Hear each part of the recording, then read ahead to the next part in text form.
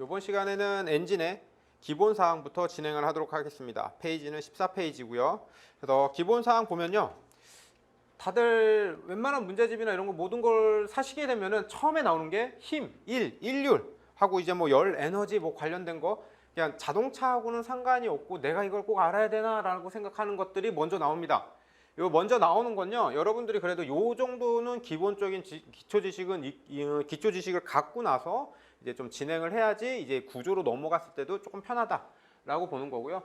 여기서 보시면요. 힘과 일율이라고 되어 있죠. 그래서 다 뭐 보면은 힘은 F는 MA 요거 많이들 들어보셨을 거예요. F는 MA인데 가장 기본적으로요. 저희 자동차 쪽에서 여러분 볼 적에요. 1kg 펄스라는 단위가 볼 겁니다. 요거는 1kg의 중량을 곱하기 9.8 m/s 자승으로 곱해준다는 1kg 죄송합니다. 1kg이 아니라 9.8 kg m/s 자승은 9.8N 이런 단어를 많이 보셨을 거예요. 요거 보셨을 적에 대부분 와 이거 길다 라고 판단하시고요. 이걸 어떻게 외워 라고 하는데 이렇게 쭉 해놓고요. 어떤 게 이게 연결이 되는지만 여러분들이 한 번만 보시면요. 좀 편한 게요. 여기서 말하는 킬로그램 펄스는요. 중력 가속도입니다. 중력 가속도를 말을 하는 거고요. 얘는 중력 가속도는 9.8 m/s 자승을 얘기하는 겁니다. 그 다음에 여기에 있는 거를 곱했더니 여기 단위 보면은 킬로그램 m/s 자승이 나오죠. 요거는 뉴턴과 같은 단위다 라는 것만 알고 계시면 됩니다. 그래서 보통 나올 적에 요게 없이 나오는 것도 있습니다. 없이 나오고요. 그냥 9.8 중력 가속도를 곱했더니 뭐 9.8 뉴턴이 나왔다. 이렇게 해서 아마 운전직 쪽에서는요. 요렇게 뭐 계산을 뭐 엄청나게 뭐 단위 변환을 한다거나 이런 문제들은 거의 없습니다. 요거는 약간 좀 난이도가 높아진다라고들 판단을 하기 때문에요. 가장 기본적으로 이렇게만 여러분들이 알고 계시면 될 거고요. 우선은 요것만이라도 여러분들이 암기를 꼭 하고 계시면 됩니다. 그 다음에 저희는 힘과 일률 이렇게 나누는데요. 힘이라는 거는 저희가 생각할 적에 내가 힘을 쓰고 있는 걸 얘기하는 거고요. 일이라는 거는 내가 뭔가를 하고 있는 겁니다. 그 다음에 일률이라는 거는 이제 시간당으로 나눠지는 게 되는 거고요. 여기서도 보면요. 힘은 그냥 단순히 말하면요. 킬로그램 펄스 단위를 볼 수가 있고요. 그 다음에 일이라는 건요. 그 다음에 킬로그램 펄스 다음에 메타라는 게 나옵니다. 그 다음에 일률이라고 하면요. 킬로그램 펄스 메타 퍼 세크라는 단어가 있죠. 그래서 보면요. 힘이라는 거는 제가 어떤 이런 물체 같은 거를 이렇게 들고 있으면은 내가 지금 힘을 쓰고 있는 겁니다. 힘을 쓰고 있는 거고요. 이렇게 들었다 올렸다 하는 거는 그냥 내가 그 자리에서 힘을 쓰고 있는 거고 이 자리에서 내가 이걸 들고만 있다라고 하면요. 들고 내가 1시간이고 2시간이고 가만히 있다라고 했을 때는 움직임이라는 게 없죠. 이때는 뭐 일률이나 일이라는 단어가 없습니다. 그 다음에 보시면은 힘이라고 하는 거는 내가 이런 물체를 들고 있고요. 들고 있는 상태에서 이렇게 이동을 하면은 그죠? 몇 킬로그램짜리를 몇 미터를 이동을 했죠. 그러면 나는 일을 한 겁니다. 그러면은 너는 몇 시간 동안 일을 했느냐 해서 시간으로 나누면은 이제 일률이라는 단어가 나옵니다. 일률이라는 단어가 나오는 거고요. 그 다음에 여기서 보면은 1마력은 75kg 펄스 메타 퍼 세크 즉 1초당 1초 동안에 75kg의 무게가 되는 거를 1m를 옮겼다라는 걸 봅니다. 그래서 이 상태에서도 보면은 1마력 해서 1PS는 75kg 펄스 메타 퍼 세크가 나온다. 요거까지도 여러분들 같이 지금 요거는 이제 외운다라는 개념보다 이렇게 자동차 기능사 산업기사 같은 경우 여러분들 다 시험을 보셨을 거예요. 보셨으면요. 가장 기본적인 단어입니다. 그래서 요 내용들까지도 여러분들 알고 계시고 그 다음에 이제 관련된 계산 공식이나 이런 것들은요, 공식은 이제 조금 뒤에 나올 건데요. 계산 공식은 좀 어떻게 푸는 게 조금 더 편한 건지, 이렇게 요 기본적인 원리만 좀 설명을 드릴 거고요. 실제 문제 풀다가 이런 문제가 나오면은 그때 이제 단위 환산만 좀 진행을 하도록 할 거고요. 다음에 이제 열과 일 에너지 관계인데요. 요거는 그냥 전체적으로 한번 읽어보시고 여러분들이 여기 단어죠. 1줄은 0.24 칼로리. 요거 또는 1칼로리는 4.2칼로리 2줄 요 정도까지만 알고 있고요. 에너지라는 건 위치 에너지 위치의 변화를 얘기하는 거고요. 운동 에너지는 내가 움직이다가 멈추는 거, 이런 거를 얘기합니다. 그 다음에 속도죠. 속도는 저희 계기판에서 보고 있는 킬로미터 퍼 아워. 요거는 내가 시간당 얼마나만큼 움직이냐, 또는 킬로미터 퍼 세크, 초당 몇 킬로 움직이느냐. 그러니까 보통 얘기할 때는 킬로미터 퍼 아워나 미터 퍼 세크 단위를 사용을 하죠. 그래서 시간당 얼마만큼, 몇 킬로만큼 이동했습니까? 1초 동안 몇 미터를 이동했습니까? 라고 하는 겁니다. 그 다음에 가속도라는 단어가 나오죠. 이 가속도라는 건요, 내가 속도가 얼마만큼 변했습니까를 얘기하는 겁니다. 그래서 나중 속도 빼기 처음 속도, 그 다음에 걸린 시간, 내가 처음에 출발 지점하고 피니시 지점이 있습니다. 내가 처음에 출발할 적에는 0km 좀 그렇죠. 그냥 한 50km per hour였는데 도달할 때 여기에 피니시 지점에 갔을 때는 100km per hour가 됐습니다. 라고 하면 요거 갖고는 가속도를 구할 수가 없고요. 여기에 내가 몇 초가 걸렸냐? 가는데 대략 뭐 한 10초가 걸렸다. 라고 하면요, 요 밑에 10초를 넣어주면 되는 거고요. 그 다음에 여러분들 요거 보실 적에 요거 단위 환산, 단위를 좀 자세히 좀 봐주시면 좀 좋고요. 혹시라도 문제가 문제 풀 게 나온다 라고 했을 때 이게 막상 계산기 갖고 막 이렇게 두들겨 가지고 문제를 풀 수 있을 정도의 수준을 내보내지는 않고요. 단순하게 덧셈, 뺄셈, 곱셈, 나눗셈 아주 좀 낮은 자릿수 정도가 아마 문제가 나오게 되면요, 대부분 함정 파는 것들은 이런 단위입니다. 단위고요. 이 상태의 이런 문제 형식이 만약에 혹시라도 주어진다라고 하면은 여러분들이 해야 될 거는 시간을 초로만 바꾸시면 됩니다. 시간을 초로만 바꿔놓고 이제 아마 계산을 하시면 될 거고요. 그 다음에 킬로미터를 이제 미터로 바꾸신다. 이것도 이제 문제 풀이 하다가 나오면은 이제 어떻게 바꾸는 건지 좀 보여드릴 거고요. 그 다음에 회전수입니다. 요거는 저희 엔진 RPM. 계기판을 이렇게 해서 보시면은 여기에 차량 속도계가 있을 거고요. 여기에 RPM 게이지가 들어갑니다. RPM 게이지는요, 분당 회전수입니다. 1분당 너가 몇 회전 했느냐를 얘기하는 거고요. 요거의 회전수에 대한 기준은요, 크랭크 축을 기준으로 합니다. 크랭크 축이 몇 번을 회전했느냐라는 걸 얘기하는 거고, 그 다음에 온도의 구분입니다. 온도는 도시하고 화씨 두 가지로 나누게 되는 거고요. 요 온도 기본적으로 보면요, 도시는요, 얘는 100등분이 되어 있고요. 그 다음에 화씨는 180등분이 되어 있습니다. 100등분이 됐다는 것은 일단 기본적으로 어는점입니다. 어는점 같은 경우는, 도시 같은 경우는 0도씨부터 얼기 시작하는 거고요. 그 다음에 끊는 점 같은 경우는 얘는 100도씨입니다. 그래서 0에서 100도씨까지 해서 100등분이 되어 있는 거고요. 그 다음에 화씨 같은 경우는 여기가 내가 처음에 이거 아직 모르잖아. 잘 모르겠지만 끓는 전까지 여기에 총 칸수를 나누면요, 180등분이 됩니다. 180등분이 되고 있는 거고요. 그래서 화씨 같은 경우는 어는 점을 32 화씨라고 하고요. 32 화씨부터 어는 점, 그다음에 끓는 점은 212 화씨가 이제 끓는 점이 됩니다. 그래서 요거 단위 변환하는 것도 간단한데, 여기 죄송합니다. 여기 3자만 좀 빼주세요. 여러분들 책에서 32입니다. 32이기 때문에. 그래서 도시에서 화씨로 바꿀 때는요, 도시에서 1.8을 곱합니다. 즉 여기 내가 100등분이 됐다고 했죠. 100등분을 180등분으로 나눠야 되기 때문에 그냥 곱하기 1.8을 해줍니다. 1.8을 한다는 거는 100등분이 180등분이 됐다라는 거죠. 180등분이 됐다라는 거고요. 그 다음에 시작점이 여기는 0이지만 얘는 32죠. 그래서 32를 더해주시면 됩니다. 요거 하나만 외우시면요. 자, 요렇게만 하나.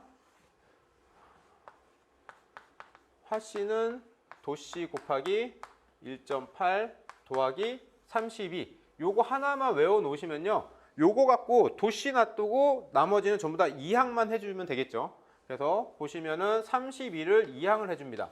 그러면은 화씨 마이너스 32가 되는 거죠. 남는 거는 도씨 곱하기 1.8이니까 1.8을 요 밑으로 보내주는 거죠. 곱하기 1.8분의 1 하니까요. 그러면은 1.8은 도씨가 됩니다. 그래서 화씨에서 도씨로 바꾸는 거, 죄송합니다. 도시에서 화씨로 바꾸는 거, 화씨에서 도시로 바꾸는 거 이렇게 하나씩만 여러분들 하나만 외워놓고 이렇게 이항으로 하시면은 충분하실 거고요. 요거 하실 적에 단순히 암기하시는 것보다요. 얘는 100등분이고 요거는 도시는 100등분이고 화씨는 180등분으로 되어 있다. 그 다음에 시작점은 어느 점이 얘는 0이고 얘는 32화씨다. 라는 개념만 알고 계시면요. 요거 계산 공식 외우는 건요. 되게 쉽게 외워질 겁니다. 여기까지가 가장 기본적인 내용들을 꼭 아셔야 되는 것들이고요. 다음에 이제 엔진 개요 넘어가고요. 엔진 개요에서 보면은 저희는 이제 엔진, 즉 내연기관이란 뭐냐라고 봅니다. 내연기관 또는 외연기관. 요거 얘네들은요. 다 필요 없고 그냥 열 에너지를 기계적 에너지로 바꿔준 게 지금 열 에너지가 됩니다. 죄송합니다. 이게 지금 내연 기관을 얘기하는 겁니다. 다시 말하면 열이라는 거를 발생을 시켜서 운동을 시키는 거예요. 운동을 시키는 거. 그래서 외연 기관과 내연 기관으로 나눠집니다. 그리고 여기 내연 기관이 있는 것들은 열 에너지를 기계적 에너지인데 이제 전기 모터는 전기 에너지입니다. 열 에너지가 아니라 전기 에너지를 이제 기계 에너지로 바꿔주게 된다라는 개념을 보시면 되고요. 요 외연 기관하고 내연 기관에 대해서 나누는 건요. 요게 연소실, 즉 실린더 폭발이 일어나는 구간 또는 열이 발생하는 게 안에서 발생한 거냐 또는 밖에서 내가 뭔가에 물을 끓여서 외부에서 이렇게 해서 보내준 거냐 라는 차이가 있습니다. 그래서 외부에서 보내준 거를 이제 외연 기관이라고 하고요. 실내 안에서, 즉 내가 연소실이나 폭발되고 또는 힘이 발생하는 부분에서 이제 직접적으로 열이 발생한 거를 내연 기관이라고 합니다. 그래서 내연 기관이라고 보면은 저희 흔히들 볼 수 있는 자동차 쪽에 들어가는 이제 가솔린 또는 디젤, LPG, 그다음에 분사 추진체, 그래서 제트 엔진 같은 경우까지가 이제 내연 기관으로 보는 거고요. 외연 기관은 여러분들 이제 옛날 영화 같은 것들 보면은 증기 기관차 있죠. 칙칙하고 하는 거. 요거처럼 물을 끓여가지고 증기를 피스톤 그 연소실 내로, 즉 실린더 내로 집어넣는 거를 이제 외연 기관으로 보시면 됩니다. 그래서 밑에 있는 참고사항 있죠. 참고사항 보면은 열기관. 열기관이라고 하면은 연소에 의해서, 즉 뭔가를 태웁니다. 뭔가를 태워서 열이라는 걸 발생됐고요. 열이라는 게 발생되면 그걸로 일을 시키는 거를 이제 열기관이라고 하고요. 외연기관, 내연기관은 어차피 다 동일한 거니까 여기 밑에 거 한번 읽어보시면 됩니다. 그 다음에 엔진 구조 및 용어. 엔진 구조 및 용어 보시면은 요거는 이제 엔진 실린더나 이제 엔진 실린더 또는 이제 엔진의 내부를 얘기할 적에 보통 나오는 거고요. 상사점, 하사점, 행정, 내경. 요건데 요것도 이제 여러분들이 조금만 생각하면 되게 편한데요. 요게 처음에 기본 용어 이렇게 나오는 게 뭐 TDC입니다, BDC입니다, 또는 상사점입니다, 하사점입니다, 행정입니다. 뭐 이렇게 말씀을 드려도 잘 이해를 못 하셔가지고 요거는 엔진이라는 건요, 내연기관이라는 건요, 이렇게 동그란 원통이 있고요. 요 원통 안에 피스톤이라고 하는 얘도 여기에 피스톤이라고 하는 애가 이렇게 들어가 있습니다. 그래서 열기관이라고 했으면은 아까 열 에너지였죠. 열 에너지를 만들면은 열 에너지를 기계적 에너지로 바꾼다고 했었죠. 그래서 요 열 에너지는요. 여기에서 하얀색 빗금친 요 부분들, 요 부분에서 폭발이 일어납니다. 폭발이 일어나려면은 내가 가연성 물질, 즉 뭐 가솔린 엔진, 가솔린 연료라고 얘기를 할게요. 가솔린 연료를 요 안에 집어넣어요. 그리고 공기도 같이 집어넣습니다. 그리고 나서 여기에 불꽃을 살짝 하면은 여기에서 폭발이 일어나죠. 폭발이 일어난다는 건 뭐예요? 열이 많이 발생합니다. 열이 발생하면서 여기에 압력이 증가하고 압력이 증가하면서 요 피스톤을 밑으로 내려보내는 거죠. 내려보내면서 여기에 기계적인 에너지로 바꾸게 되는 거죠. 그래서 요 안쪽 실린더 내에서 발생한 열 에너지를 기계적 에너지로 바꿔주는 이런 장치에서 요 기본 용어는요. 기본 용어는 여기에 요 피스톤이 왔다 갔다 할 수 있는 거리, 그 다음에 요런 내경 같은 거, 요거를 지금 얘기하는 거고요. 지금 피스톤이 한없이 올라가고 한없이 내려갈 수는 없겠죠. 올라가는 데도 한계가 있을 거고요. 내려오는 데도 한계가 있습니다. 그래서 요거를 옆에서 보면은 요거 그린 원통 모양이 요 부분이 원통 부분이 되고요. 요게 피스톤이 됩니다. 요 피스톤은 밑에까지 내려왔다가 그냥 크랭크 축에 의해서 이렇게 회전을 하게 되면은 이렇게 밑에까지 내려왔다가 다시 올라가게 됩니다. 여기서 보면은 제가 손으로만 표시하면 요만큼이 왔다 갔다 하는 거죠. 보면은 피스톤은 요 위에서부터 요 밑에까지가 왔다 갔다를 할 수 있습니다. 그래서 이렇게 해서 피스톤이 왔다 갔다 하게 되는 거죠. 그래서 요 부분을 지금 용어를 얘기하는 거고요. 맨 윗부분까지, 그래서 맨 윗부분 요 밑에 있으니까 맨 윗부분까지 올라오는 거를 TDC 또는 상사점이라고 합니다. 그 다음에 얘가 맨 밑에까지 내려올 수 있는 거를 이제 하사점 또는 BDC라고 합니다. 그래서 상사점에서부터 하사점까지 왔다 갔다 한 거리를 우리는 행정이라고 합니다. 행정 또는 스트로크이라고 하는 거고요. 그 다음에 여기서 안쪽에 안쪽 지름, 그 원에 대한 지름을 저희는 내경이라고 하고요. 또는 보어라는 단어를 사용합니다. 그래서 여기서 어차피 뒤에 또 나오긴 하는데요. 뒤에 나오기는 하는데 이런 거 보통 이제 뒤에도 있고요. 백일량이라는 단어가 씁니다. 여러분들 이제 백일량이라는 단어를 쓰는데 이 백일량이라는 건요. 내가 폭발을 한 연소된 가스가 바깥으로 나가는 양을 백일량이라고 합니다. 그래서 요거에 대한 개념은 뭐 보통 이게 두 번, 4행정 사이클 같은 경우는 두 번이 왔다 갔다 이렇게 하고 나서 한 번이 나온다라고 하는데요. 여러분들이 생각하기에 요 백일량이라는 건요. 요 원통의 최적을 생각하시면 됩니다. 원통의 최적을 생각하시면 되고 이따가 백일량, 분당 백일량, 그 다음에 총 백일량에 관련되어 있는 공식은 뒤에서 다시 한번 설명을 드릴 겁니다. 그래서 이게 가장 기본적인 내용인 거고 뒤에 보다 보면은 상사점, 하사점, 행정, 내경, 그 다음에 요거 TDC하고 BDC 지점에서는 피스톤의 속도는 항상 0이다 라고 하는 건요. 자, 요 피스톤이 위로 올라갑니다. 올라갔다가 요 피스톤이 다시 내려오겠죠. 내려올 때는 여기서 즉 상사점 맨 위에서는요 방향 전환을 합니다. 방향 전환을 하기 때문에 방향 전환을 하기 전에는 속도가 0이 됩니다.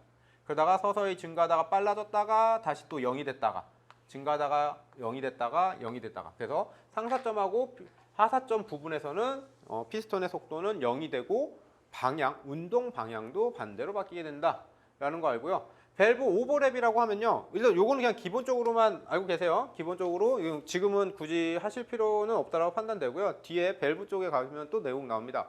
밸브 오버랩이라고 하는 건요. 오버랩은 뭐예요? 두 개가 뭔가 이렇게 겹친다라는 거죠. 그래서 밸브는요. 들어가는 공기 또는 나가는 연소 가스 이런 밸브들이 있어요. 그래서 흡기 밸브와 배기 밸브가 나눠지고요. 요 흡기 밸브와 배기 밸브가 동시에 열려서 공기는 새롭게 그러니까 혼합기는 새롭게 들어오고 연소된 가스는 바깥으로 나가는 과정이 한꺼번에 이루어지고 있는 이런 구간을 지금 밸브 오버랩이라고 합니다. 그래서 여기까지 하고 그 다음에 엔진의 분류를 보면요. 엔진의 분류 보면은 여기 책에 있는 것처럼 사용 연료, 점화 방식, 기계학적으로 또 나누고 그 다음에 실린더 배열, 밸브 배열 뭐 이렇게 쭉 나눠지는 거죠. 요거는 내가 어떤 관점에서 엔진을 바라볼 거냐에 따라서요. 얘는 어떤 종류로 지금 나눠진다라는 뜻입니다. 그래서 엔진의 분류라고 보면요. 일단 사용 연료라고 보면은 여러분들 흔히 주유소 같은 데 가시면요. 기본적으로 가솔린과 디젤이 있습니다. 가솔린과 디젤이 있고요. 그다음에 LPG 타시는 분들은 또 LPG도 있습니다. 그래서 보면은 여기서는 이제 대표적인 거는 이제 가솔린 기관과 디젤 기관으로 지금 현재는 나눠 놓은 거고요. 가솔린 연료로 사용하는 거냐, 디젤 연료를 사용하는 거냐라는 차이입니다. 그래서 요거는 가솔린하고 디젤하고 잠깐 조금 설명을 드리면요. 가솔린하고 디젤하고 하면요. 가솔린 같은 경우는 불꽃 점화 방식입니다. 그 다음에 디젤 같은 경우는 압축 착화 방식이라고 합니다. 그래서 불꽃 점화 방식이라는 거는 내가 얘를 폭발을 일으키기 위해서는요 불꽃이 있어야 됩니다. 다시 말하면 옆에서 뭔가 스파크 같은 게 켜야지만이 가솔린은 터지게 되는 거고요. 디젤 같은 경우는 불꽃이 없어도 됩니다. 얘는 스스로 지가 타요. 스스로 지가 타는데 기본적인 조건 압축 착화가 하려면요 압축기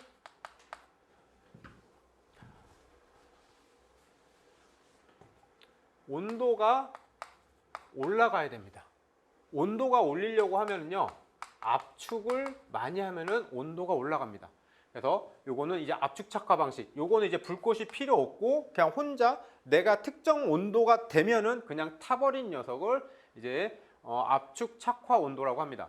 그래서 보면은 압축 압력 같은 경우는 가솔린은 8에서 12, 디젤은 30에서 35. 압축비 같은 경우도 디젤이 가솔린 대비해서 한 1.5배 정도가 좀 더 크고요. 압축 온도 같은 경우는 한 3, 4배 정도가 더 높습니다.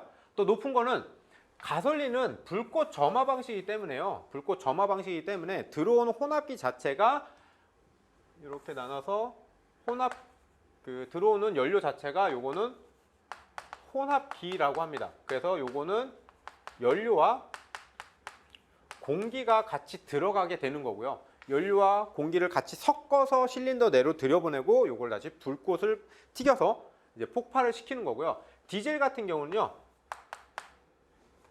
공기만 집어넣습니다. 공기만 실린더 내로 집어넣었다가 그 이후에 연료를 직접 분사를 합니다. 실린더 내다가 직접 분사해서 이제 폭발을 일으키는 거. 그러다 보니까 요거는 연료를 직접 분사해서 특정 온도까지 올라가 있는 상태에서 연료를 직접 분사하려다 보니까 당연히 온도를 높여줘야 되겠죠. 온도를 높여주려다 보니까 압축비가 높아지면서 압축 압력도 같이 높아집니다. 그러다 보면은 당연히 안에 있는 압축 온도가 같이 높아지죠. 그래서 착화 온도까지 빠르게 갑니다. 그래서 압축 온도 이런 차이가 있는 거. 그래서 사용 연료에 따라서는 가솔린과 디젤로 일단 나누어지는 거고요. 그 다음에 점화 방식입니다. 석유기관하고 핫벌브는요, 굳이 여러분들 안 보셔도 될 것 같아요. 그냥 이런 석유기관과 핫벌브가 있다라는 것만 보시고요. 그 다음에 점화 방식입니다. 점화 방식은 이제 전기 점화 방식하고 압축 착화 방식. 그래서 전기 점화 방식은 아까 했던 가솔린이고요. 압축 착화 방식은요, 디젤 방식입니다. 그래서 불꽃으로 이제 점화를 시키느냐, 내 스스로 자기 착화, 스스로 내가 탈 수 있는 거냐, 이런 거를 좀 나누는 거를 이제 점화 방식으로 나누는 거고요. 그래서 크게는 뭐 전기 점화 방식 같은 경우는 저희가 지금 방금 했던 것처럼 가솔린이라고 나눴는데요. 여러분들이 조금 생각하실 적에요. 압축 착화 방식은 디젤류만 이제 압축 착화 방식이고요. 그 외에는 다 전기 점화 방식이라고 생각하시면 제일 편할 겁니다. 그 다음에 기계학적 사이클 분류입니다. 기계학적 사이클 분류인데 요거는 지금 이행정 사이클 여러분들 들어보셨을 건데 이행정 사이클이냐 사행정 사이클 기간이냐 요런 걸로 나눕니다. 일단 그림을 조금 보게 되면요. 사행정 사이클은 흡입, 압축, 폭발, 배기가 나눠지게 되는 거고요. 그 다음에 이행정 사이클은요. 상승 행정과 하강 행정으로 나눠집니다. 그래서 이행정 사이클보다는 사행정 사이클을 먼저 좀 설명을 드릴게요. 사행정 사이클은요. 요 실린더 내에 있는 피스톤이 TDC 상사점에서부터요. 하산점까지 한 번 내려오면은 1행정이 되는 겁니다. 그리고 얘가 올라가면은 2행정이 되는 거고요. 다시 내려오면은 3행정이 됩니다. 그리고 다시 올라가면은 4행정이 됩니다. 그럼 여기서 피스톤이 내려왔다 올라갔다 하면은 요 밑에 크랭크 축이 이렇게 나와 있겠죠. 그러면은 요 크랭크 축도 요거 좀 이해하려면은 크랭크 축이 이렇게 있으면은 크랭크 축이 반바퀴 돕니다. 그렇죠? 그러면 위에서부터 밑에까지 내려왔죠. 그럼 피스톤이 위에서부터 밑에까지 내려옵니다. 그 다음에 다시 반바퀴에서 올라갑니다. 그러면은 밑에서부터 위로 올라가는 거고 얘가 또 돌면은 피스톤이 위아래 계속 왔다 갔다 하겠죠. 이것처럼 피스톤이 크랭크 축이 위쪽에 있다가 얘가 반바퀴 돌아서 요 밑으로 포진되어 있고요. 그 다음에 올라갈 때는 밑에서부터 이렇게 해서 반바퀴 올라가서 한 번 더 돕니다. 그러나서 요거 두 개지도 똑같이 가면 되겠죠. 이렇게 돌고 그 다음에 얘도 이렇게 해서 도는 겁니다. 이 상태에서 보면 크랭크 축이 반바퀴 해서 크랭크 축은 총 2회전을 합니다. 2회전을 합니다. 크랭크 축이 2회전을 할 적에 피스톤은 한 번, 두 번, 세 번, 네 번 해서 4번 왕복을 하게 됩니다. 그렇게 해서 크랭크 축 2회전에 피스톤이 왔다 갔다가 4번이 되니까 요거가 사행정 사이클이라고 합니다. 사행정 사이클이라고 하고요. 그러면 당연히 이행정 사이클은요, 반밖에 안 움직였죠. 크랭크 쭉 한 바퀴 돌 쪽에 내려왔다 올라가는 거니까 이행정 사이클이 될 거고요. 그래서 보시면은 얘는 흡입 압축 폭발 배기로 해서 나눠집니다. 그래서 행정이 확실하게 구분이 되는 거고요. 요때 행정이 확실하게 구분이 된다라는 거는 연소실 내에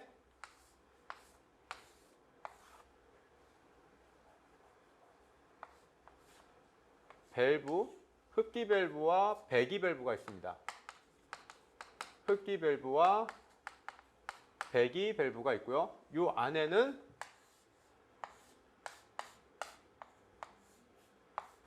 피스톤이 이렇게 장착이 되어 있고 요 밑에 크랭크 축이 장착이 됩니다. 그래서 내가 크랭크 축이 돌면서 회전하면서 피스톤이 밑으로 내려옵니다. 밑으로 내려오고요. 저희는 흡입 압축 폭발 배기죠. 그러면 당연히 흡입할 때는 흡기 밸브가 열립니다. 흡기 밸브가 열려서 여기에서 들어오는 거는 혼합가스는 연료하고 공기가 혼합이 돼서 이렇게 들어옵니다. 그래서 여기 쭉 혼합가스가 차면은 그 다음에 이때는 이제 피스톤이 크랭크 축이 이렇게 해서 그죠?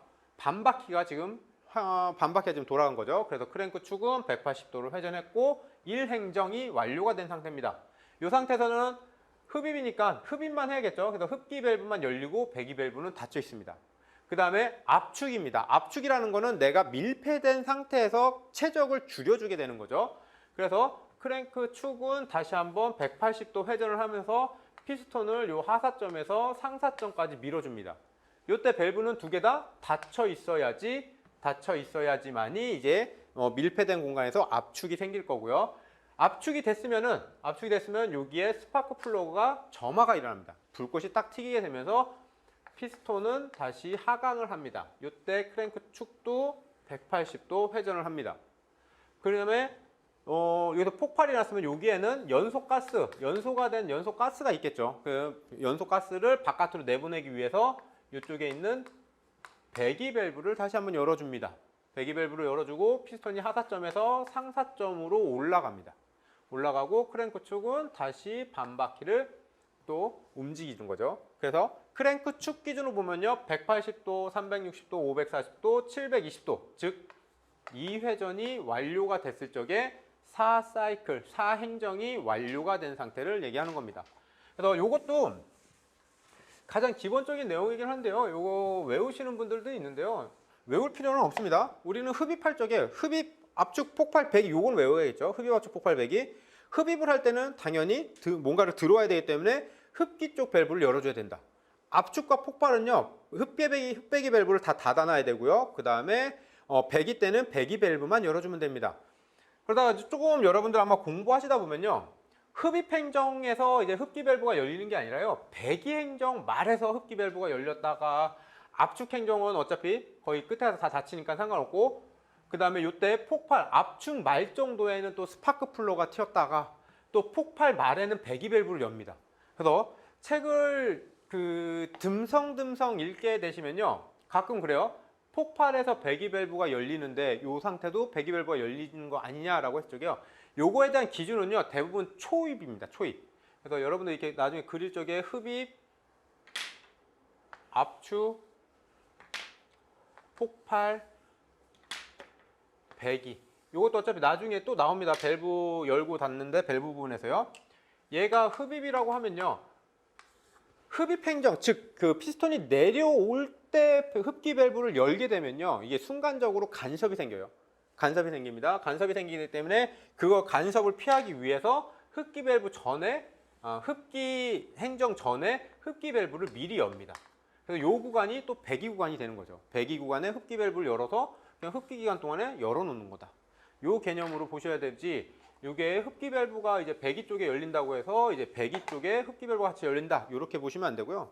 그냥 바로 내가 흡입 행정이다라고 하면 흡입 행정을 하기 위한 준비 단계가 바로 전 배기 행정의 말 정도에서 이루어집니다. 그거는 여러분들 나중에 무시하면 되고요. 나중에 문제 풀 적에 저것만 좀 조심하시면 돼요. 폭발을 그러니까 점화하고 있다 라는 단어가 나왔을 때는요. 점화하고 있는 실린더이다 라고 하면요. 걔는 폭발이 아니라 압축으로 보셔야 됩니다. 그거는 이제 여러분들 나중에 실린더 그 점화 순서 찾을 적에 흡입압축 폭발 배기 할 적에 4기통보다 이제 6기통에서 이제 초중말이라는 단어가 또 나옵니다. 요때 좀 이렇게 어렵게 내기 위해서 초중말에서 이제 스파크 플로우가 튑니다. 또는 점화가 되고 있습니다라고 하면은 배기, 그러니까 압축 말일 때를 현재 상태를 얘기하는 거고요. 지금은 잘 모르겠지만 이따가 아니죠. 그 해당 부분 나와서 아마 설명을 들으시면은 아까 그 내용이 이 내용이다라고 해서 어느 정도 이해는 하실 거고요. 다음에 이행정 사이클입니다. 이행정 사이클은요 크게 상승 행정과 하강 행정으로 나눠집니다. 그러면서 여러분들이 좀 하나 추가로 알아보셔야 될 게요. 요게 소기구가 됩니다. 그 다음에 여기가 흡기가 되고요. 요 부분이 배기가 됩니다. 이런 그림을 보면은 지금 현재 요 그림으로 보면은요 밸브가 없습니다. 얘는 밸브가 없고요. 그냥 이렇게 원통으로 되어 있으면은 요 원통에 내가 원하는 곳에 구멍을 뚫어 놓습니다. 그리고 여기에 피스톤을 갖다 놓는 거죠. 그래서 피스톤이 여기에 있으면은 소기 구멍하고 흡기 구멍을 막아버리는 구조. 죄송해요. 소기 구멍과 흡기 구멍을 막아버리는 구조. 여기 위에 다 올라와 있으면은 배기 구멍까지 막아버리는 구조. 그러니까 피스톤이 밸브 역할을 하고 있는 게 이거 이행정 사이클이라고 보는 거고요. 그래서 이행정 사이클은 행정이 구분이 없습니다. 아까는 저희 흡입, 압축, 폭발, 배기라고 하는 행정이 다 구분이 됐었죠. 하지만 얘는 상승 행정, 피스톤이 올라가는 행정과 피스톤이 내려오는 행정으로만 지금 현재 나눠집니다. 그래서 올라가는 행정이라고 하면요, 여기 피스톤이 이렇게 올라가고 있는 거죠. 올라가고 있다는 건 얘를 내가 압축을 하고 있습니다. 압축을 하고 있는 거고요. 이게 피스톤이 조금 더 올라가면요, 소기 구멍하고 배기 구멍은 계속 막고 있습니다. 그 다음에 여기에 흡기구죠. 여기 있는 흡기구만 열립니다. 그러면은 압축과 흡기가 같이 이루어집니다. 압축과 흡기가 같이 이루어지는 거고요. 얘가 상사점까지 올라가서 여기서 스파크 플로우가 튑니다. 그러면은 뭐가 됩니까? 폭발이 이루어집니다. 폭발이 이루어지고요. 피스톤이 점점 내려오면서 여기 배기구를 열어요. 그 다음에 소기구를 엽니다. 그러면은 배기와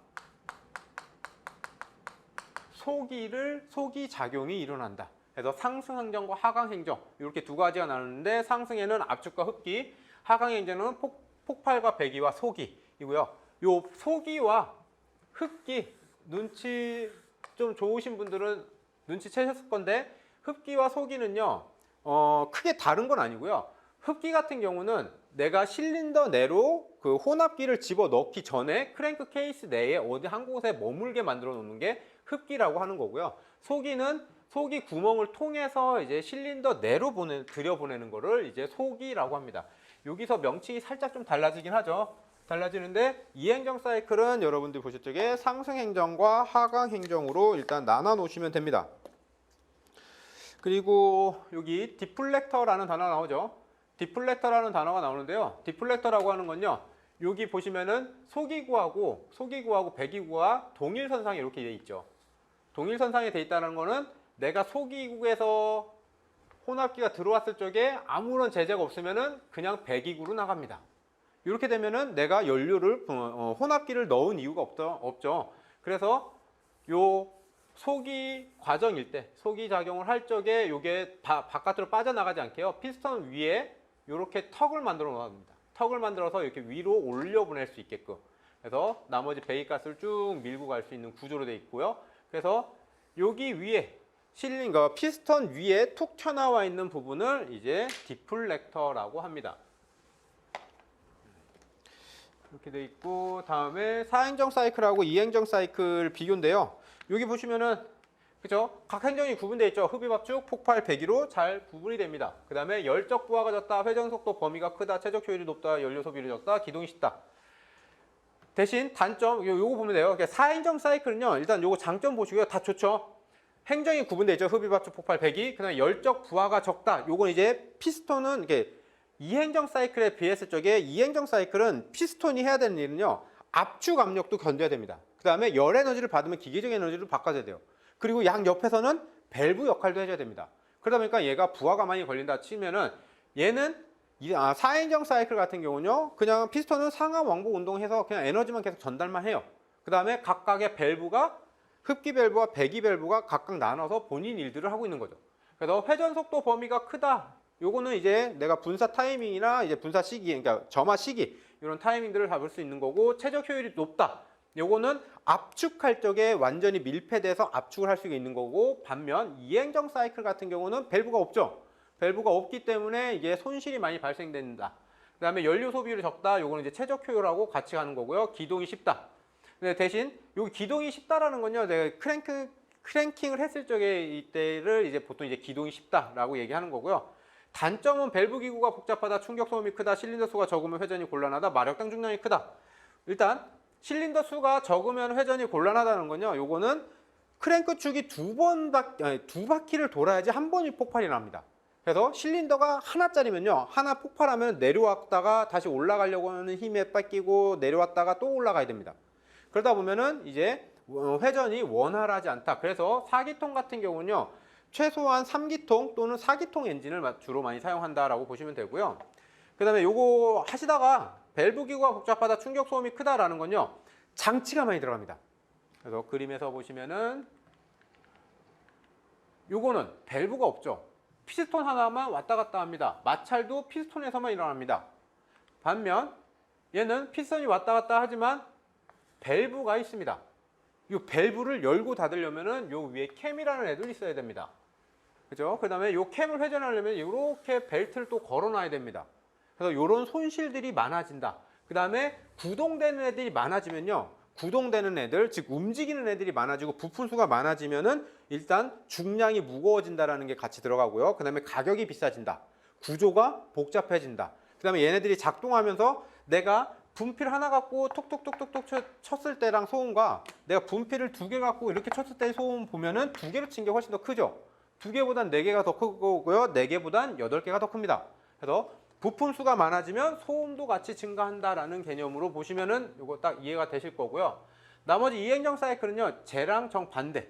얘는 밸브가 없기 때문에 라는 가정을 세우면요, 4행정 사이클에 비해서 1.6배의 출력이 크다라고 하는 거는, 일단 4행정 사이클은 크랭크 축이 2회전 할 적에 한 번 폭발합니다.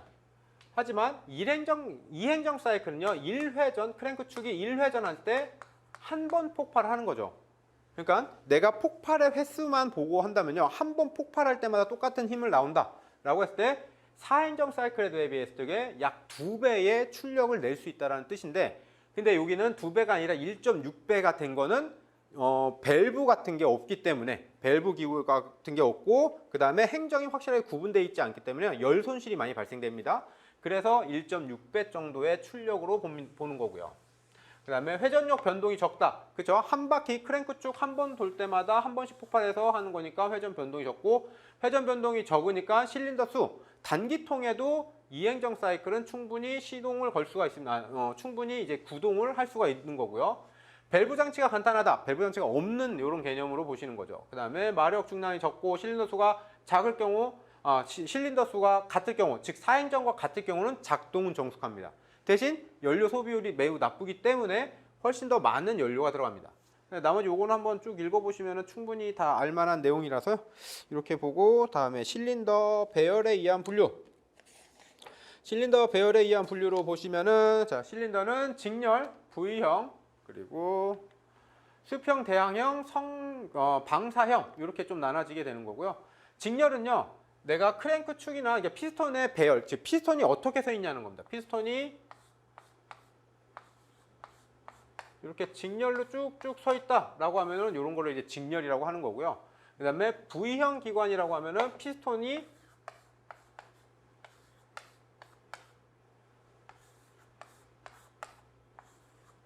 이렇게 V자 모양을 이루고 있는 거를 이제 V형 기관이라고 합니다. 요거의 각도는 60에서 90도 사이로 보고 있고요. 그다음에 수평 대항형은 얘가 옆으로 누워 있는 겁니다. 옆으로 누워 있는 거고요. 엔진은 위아래, 그러니까 피스톤 같은 경우는 실린더가 있으면은 이렇게 해서 상하 왕복 운동을 했었죠. 상하 왕복 운동을 이렇게 위아래로 했다면요, 얘를 옆으로 누워놔요. 눕혀놔가지고 피스톤을 옆으로, 옆에서 왔다 갔다 하고. 이렇다 해서 뭐 좌우 왕복 운동 아닙니다. 이것도 상하 왕복 운동이라고 같이 봅니다. 대신 피스톤을 옆에다 눕혀 놓은 거고요. 일단 수평 대항형 기관 같은 경우는 차체 무게 중심을 낮출 적에 이런 거를 쓴다라고 보시면 되고요. 성형, 방사형은요, 자동차에서는 사용하지는 않습니다. 자동차에서는 사용하지 않고요. 혹시라도 이게 들어가 있다라고 하면은 그냥 튜닝한 차가 될 거고요. 이 방사형 같은 경우는 여러분들 비행기 보면 이렇게 앞에 프로펠러 이렇게 있는 것도 있죠.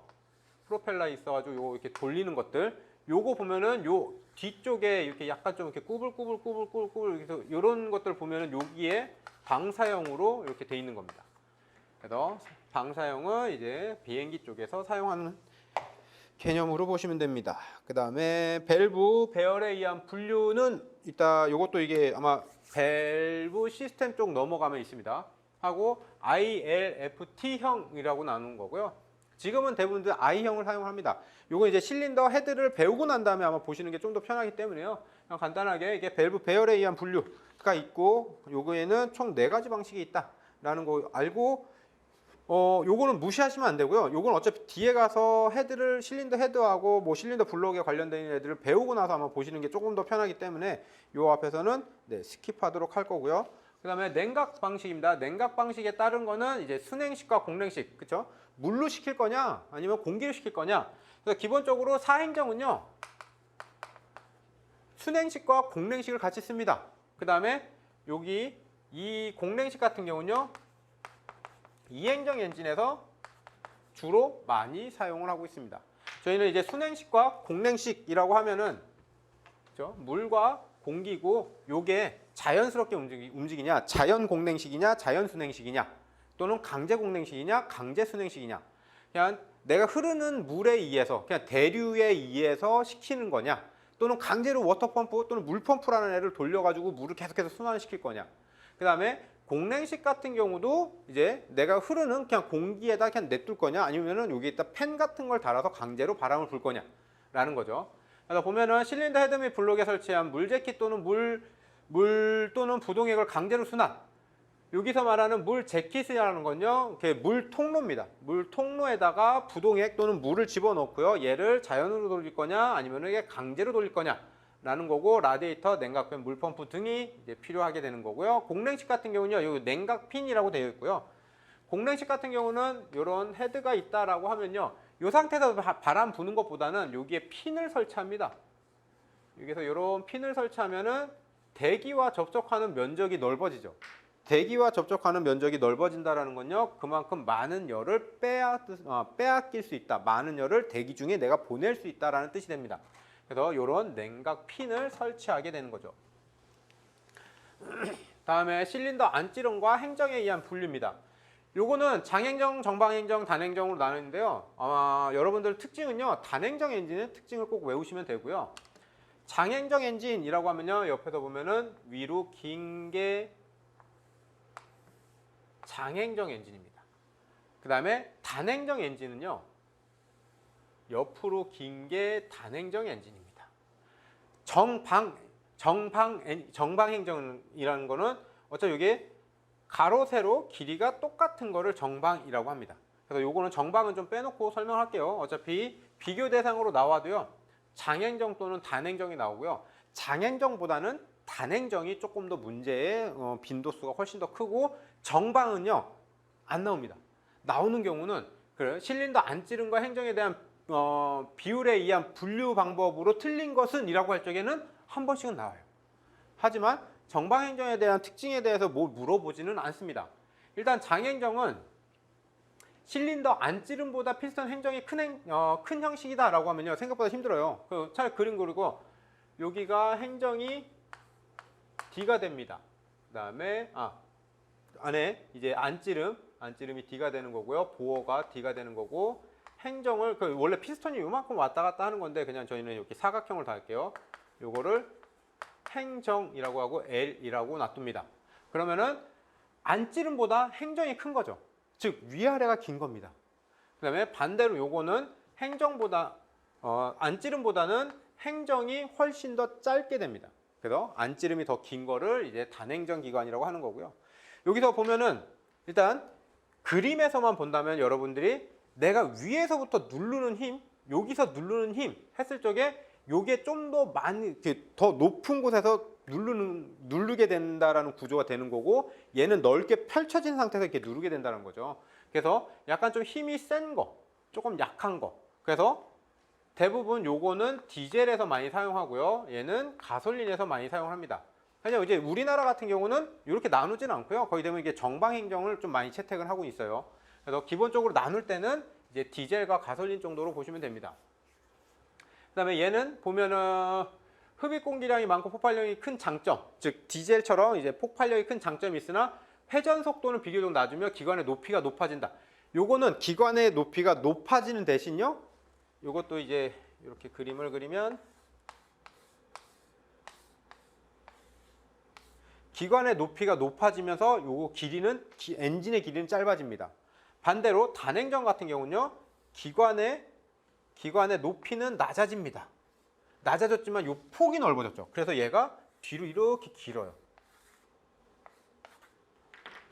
얘는 높이는 높아졌지만 폭은 작아지게, 길이가 작아지게 되는 거고요. 단행정 같은 경우는 높이는 낮아졌지만 길이는 이제 길어지게 되는 거죠.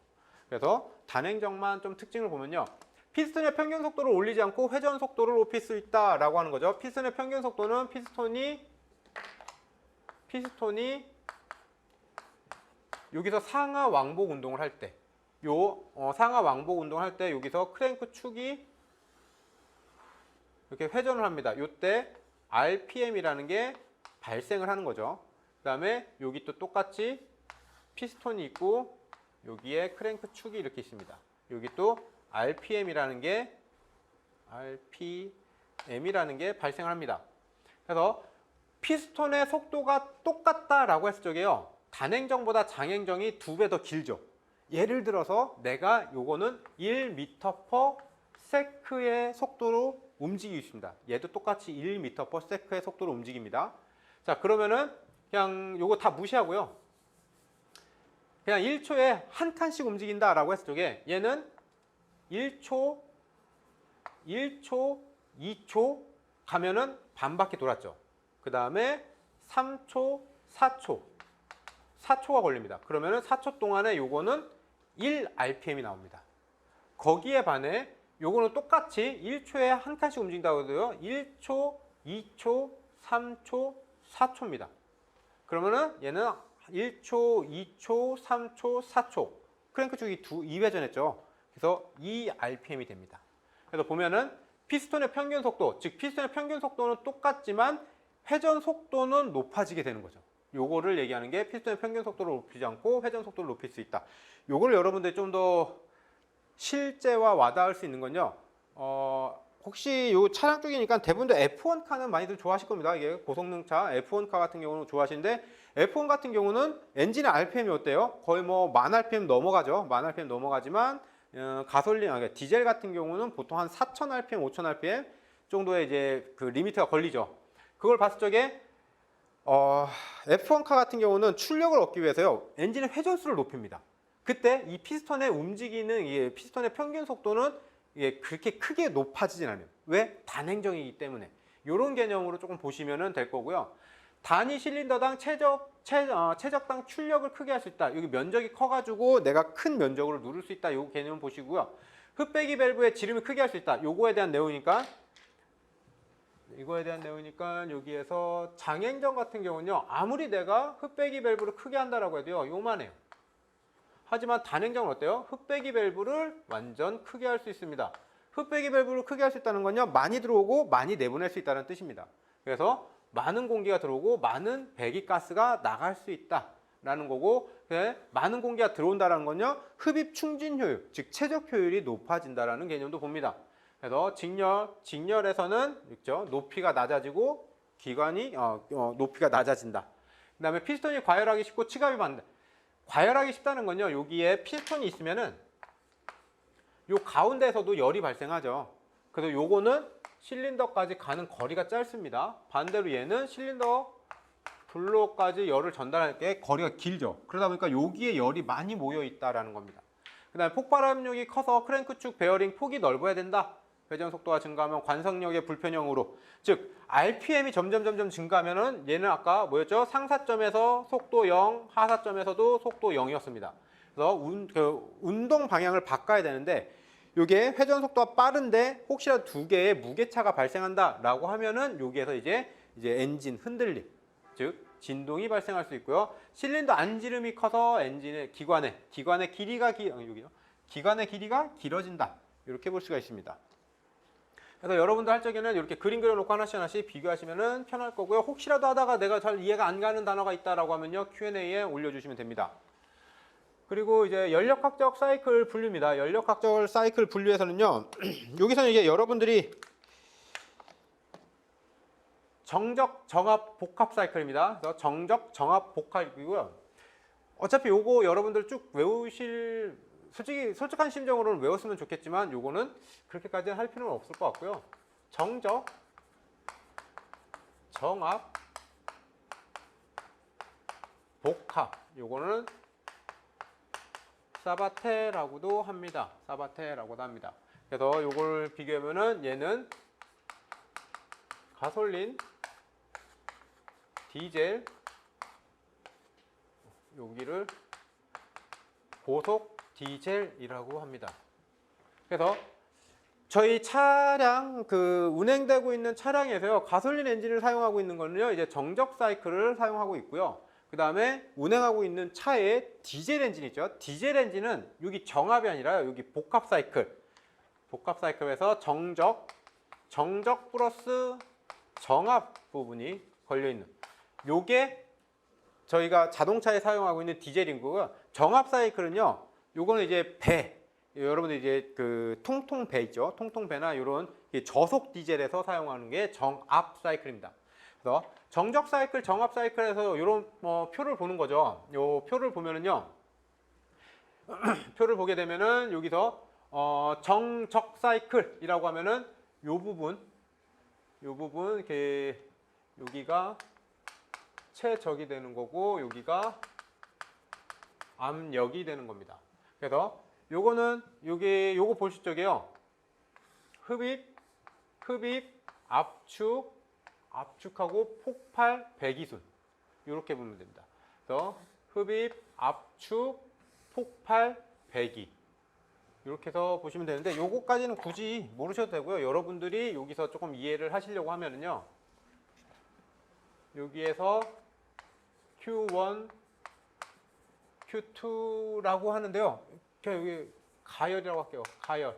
열을 주는 행정입니다. 열을 주는 행정이고요. 여기는 이제 열을 나가는 행정이라고 보시면 됩니다.